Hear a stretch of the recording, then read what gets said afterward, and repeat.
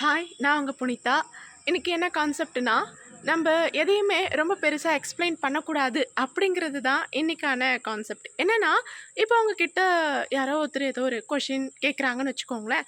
அவங்களுக்கு நீங்க எப்படி அத எக்ஸ்ப்ளைன் பண்ணுவீங்க? ரொம்ப ப்ரீஃபாவா? இல்ல ரொம்ப ஷார்ட்டாவா? ஃபார் எக்ஸாம்பிள், இப்போ நீங்க ரெகுலராவே வந்துட்டு ஒரு 5:00லாம் எழுந்துக்கக்கூடிய ஒரு பெர்சனா இருக்கீங்க. உங்ககிட்ட ஒருத்தர் கேட்குறாங்க, "நீங்க ஏன் 5 மணிக்கெல்லாம் எழுந்துக்கிறீங்க?" அப்படின்னு கேட்டா, நீங்க அதுக்கு என்ன பதில் சொல்வீங்க? ஒருத்தர் சொல்றாரு, "5 மணிக்கெல்லாம் எழுந்தா ரொம்ப நல்லது. உடம்புக்கு ரொம்ப நல்லது. மனசுக்கு ரொம்ப நல்லது. பெருசா சாதிச்சவங்க எல்லாருமே 5 மணிக்கெல்லாம் எழுந்துப்பாங்க." அப்படின்னு ஏகப்பட்ட எக்ஸ்ப்ளனேஷன் குடுக்குறாரு. 2வது ஒருத்தரு, "எனக்கு புடிச்சிருக்கு. அவ்வளோதான்." ஓகேங்களா? ஸோ, இதில எது நல்லது அப்படின்னு கேட்டீங்கன்னா, நெறைய சிச்சுவேஷன்ஸ்ல ஷார்ட்டா ஆன்சர் பண்றது ரொம்பவே நல்லது. ஏன் அப்டின்னா, நம்ம ரொம்ப ப்ரீஃபா எக்ஸ்ப்ளைன் குடுக்கும் பொழுது, நம்மளோட வேல்யூ இருக்கு இல்லையா? அது கொஞ்சம் கொறஞ்சிடும். அவங்க நெறைய கொஷின்ஸ் நம்மகிட்ட ரைஸ் பண்ணிக்கிட்டே இருப்பாங்க.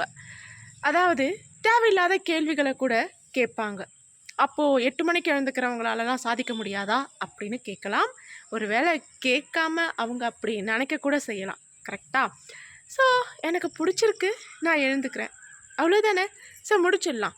ஏன் இந்த மாதிரி ஷார்ட்டா ஆன்சர் பண்ணணும் அப்படின்னு பார்த்தீங்கன்னா, ஸோ நம்மளோட வேல்யூ நமக்குன்னு ஒரு மதிப்பு இருக்கும் இல்லையா? அது வந்து அங்க காப்பாத்தப்படும்.